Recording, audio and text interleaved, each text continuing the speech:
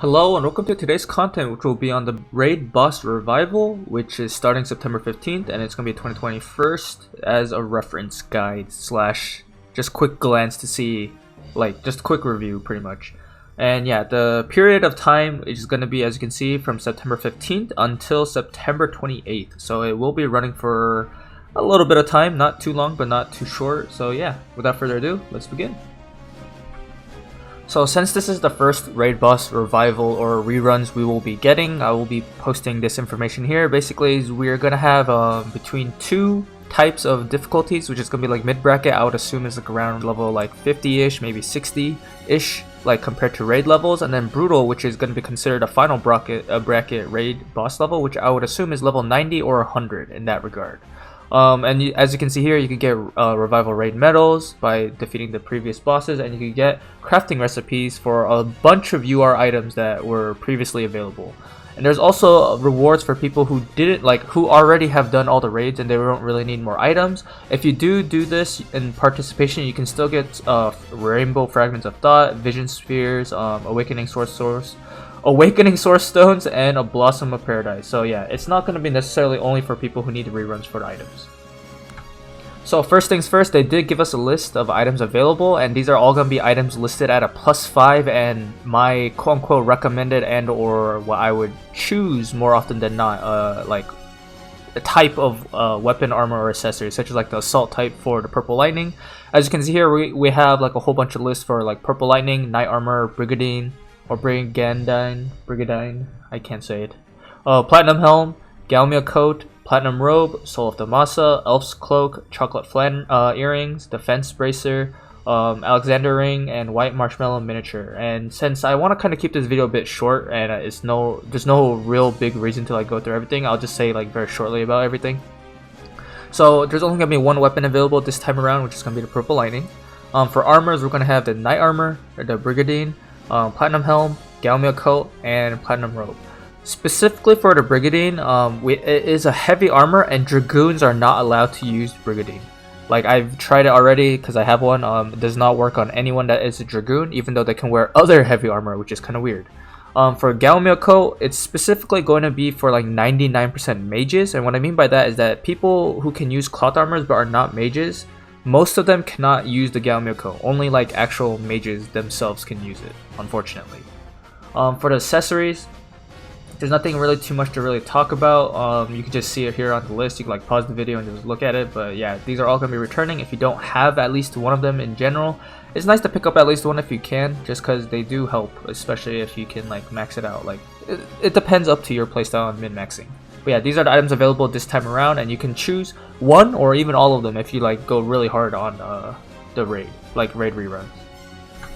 So for the first of the 4 bosses, it's going to be the chocolate flan, which is going to be an earth element. Before I go any deeper, obviously there are other units that can be used for all the bosses. However, since this is kind of be like a quick glance and you just want to like know the general idea of it, unless you're like a new player in general, obviously people will be using other units because they don't have all the units, and or like they use what's available to them, and or they can like do good synergy. But this is going to be mostly just focusing on the element types, especially because we have EX as well, because these bosses, I believe, were designed to not be necessarily you need an EX unit to clear, especially because we've done most of these before EX even came out. So yeah, this is going to be just like quick elemental advantages, etc., all that. So yeah, obviously if you don't have any unit but you have something that can do like a similar damage type, you'll be just fine. So for the chocolate flan specifically, the resistances to damage will be 15% to slash, 0 pierce, 10% to strike, -15% to missile, and -10 to magic. For elemental, it's going to be -10 to wind, and then 10% to lightning. Statuses you have to worry about is going to be charm. It has a base chance of 10%, so any character that has a 10% base charm resistance and higher, you will be fine. You don't have to worry about any of the RNG aspects of the fight, pretty much. Statuses to bring and or effective. If you do have a blind and you kind of just want to like use it to kind of mitigate damage, maybe it does work. It's viable because it can be blinded. It is not immune to any specific debuffs, however, so you can imperil it. You could like resistance down it, slow down agility breaks, etc. All that, it works. Also, because the boss has 0 defense and 0 spirit, penetration does not really matter. However, imperils and debuffs to defense and spirit will be significantly stronger because it starts at 0, so it can go into negatives. So wind units that are going to be super effective to DPS and status, and what this means is that they fill at least 2, maybe 3 out of the 3 recommendations in terms of damage typing, elemental typing, and then if they have a status typing. All of these units, 2B, Tifa, Yerma, Howlet, and Oldoa, all have wind element at least, at minimum, and they're all charm resistance to at least a base of 10%. So they are all effective against the boss in terms of just the RNG aspect and the elemental aspect. Obviously, some of them are going to have a bit more like advantages, kind of like 2B being able to use pierce attacks, but yeah, that's outside of the thing. I'm just trying to explain things you don't have to worry about if you do slot these units in, outside of like just focusing on DPS. But wind units that will have a DPS advantage, but and or they're either like missing like a status element and or they don't have a damage typing, is going to be Howlet. Not Howlet, sorry. They almost look almost the same than I said that. But yeah, it's Corwell, Gargus, and then Halloween Leela and Lucia. Long time ago, everyone used Lucia here, and we just banked on not really getting charmed, but that was depending on the RNG aspect. They're still all effective in terms of damage. However, they can be charmed and or they might not have the exact damage typing. But yeah, they are definitely going to be effective as well. So moving on to White Marshmallow, same thing as usual. It's going to be mostly recommended units for elemental typing. You can obviously use other things if they have the resistances. Just make sure you check either like the status resistances and or damage typing. So yeah. For damage resistance, it's going to be -10 to slash, 15% to pierce, -10 to strike, 30% to missile, and then 5% to magic. And then elemental resistances, as you can see, is heavily favored towards dark at -20% and everything else at 10%. So yeah, it's highly recommended to bring a dark element specifically here. I also did not say it specifically on the chocolate flan raid boss, but yeah, these are all statistics and like resistances that we got in global, like when they first came out. So it is possible that they can be changed from Gumi, but these are all assuming they are not. So yeah, if they are incorrect and they come out and Gumi changed it, I apologize, but this is the information we have like to prepare for it. And I don't think they'll just randomly change it in my opinion, but yeah, who knows. So statuses you have to worry about is going to be a 30% base chance of sleep, which is unfortunate because no one has an uneven amount of sleep resistance on the average, especially like it's either going to be 50% you are like very highly resistant to it, or 10% where you're barely resistant to it. But if you have 10% base resistance to it, you're still missing at least 20%. Also, the white flan is actually able to be paralyzed, but outside of that is not really immune to any specific debuff, so you can like defense down, you can imperil it, all that stuff, steal time, it works. It has defense of 0 and spirit of 0, and the dark units are going to be super effective to DPS and status, so they don't have to worry about any RNG, will be Venera. She was also the unit last time that was used for this raid that she can clear very easily. Is going to be Venera. There is no other dark unit that will have the same amount of sleep resistance and or slash at the same time compared to her. Obviously, all the other dark units actually have a very good DPS advantage against the Flan. Even Kane, because he can use the piercing lance if he did have it, he is useful, but they all do not actually have sleep resistance. So it is possible for you to just get like RNG screwed over because they all just keep falling asleep. But yeah, that's why Venera is going to be a very safe choice here. Obviously, any other slash unit in general or strike unit that have sleep resistance will do just fine in this raid as long as they have decent amount of damage.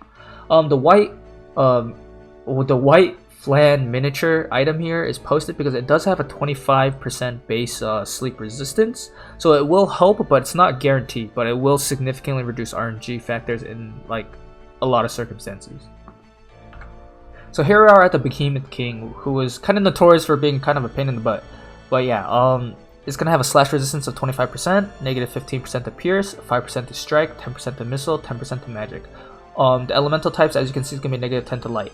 Overall, ideally, you can bring any unit in general. Obviously, if it's a pierce, you'll do much more damage, and you don't really want to bring slash in general unless they are probably EX level 120 and they hit hard enough. In that regard, statuses you have to worry about, there are actually no statuses from Behemoth. However, he outputs a significant amount of raw damage, like physical damage. So if you have some defense items and or pierce resistance in general, it would be very nice because he does a lot of pierce damage himself, as well as strike and slash. So really it's like bring dark resistance or defense in general. Statuses that are like you should bring or are effective is basically everything in general will work just fine. Statuses not really, but debuffs and all that stuff will work outside of agility debuffs. Do not bring agility debuffs and hope that it will work against Behemoth because he is resistant to it. Also, because he has 0 defense and 0 spirit, obviously imperils and debuffs will be significantly good against him if you're able to lower them. I will say those, however, because there are no light units that can actually do this, it's kind of stupid to say, but yeah, it's still out there. So light units that are going to be super effective with DPS and status. I did put Summer Kilfa here mostly because she is slash. However, not only is she one of the strongest hitting slash attackers for light units, 2 is her limit break has the light imperil, which is significantly strong and will literally like increase a significant amount of damage to the entire team that are light units. So she does make the cut here. Camillo is going to be the #1 premier guy here because he is a Dragoon and he has lots of strong Pierce attacks specifically against Pierce, so it will be good against Behemoth King.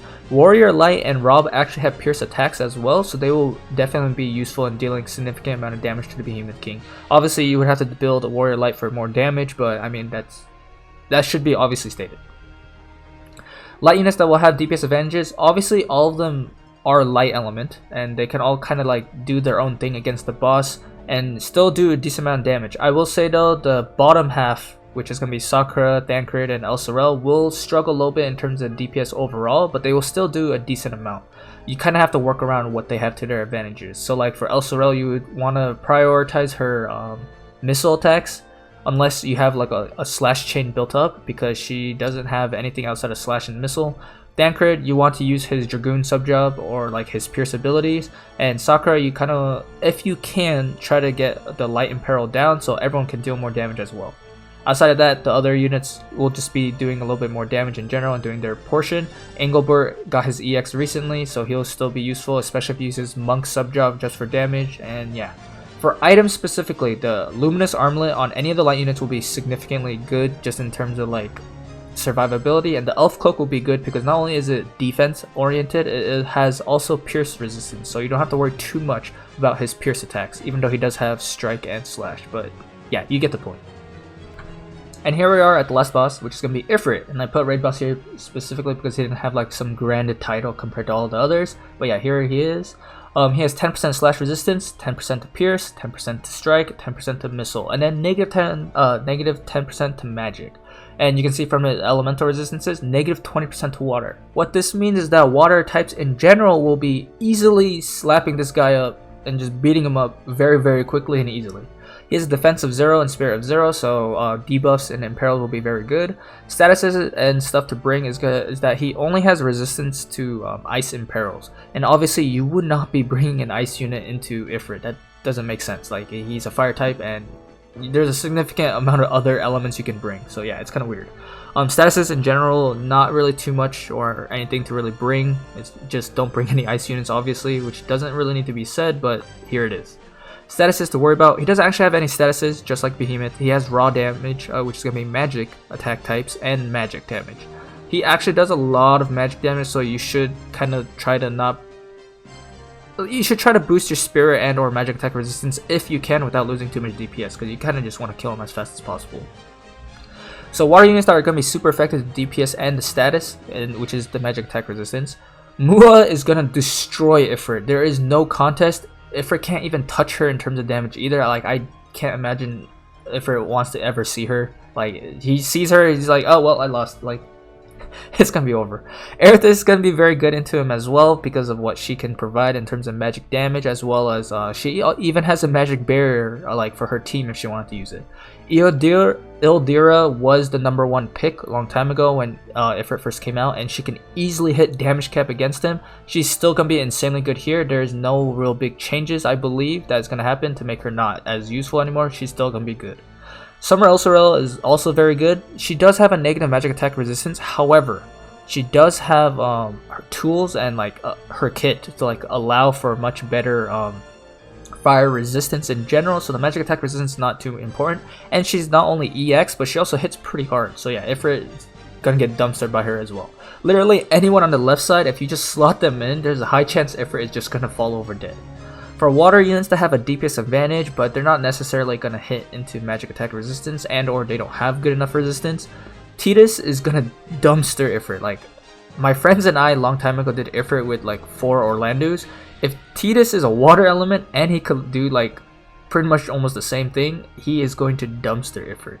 Alongside that, we do have Winter Ramada, who is, I'll say not many people know that she exists, but she is still capable of doing good damage for Water Slash.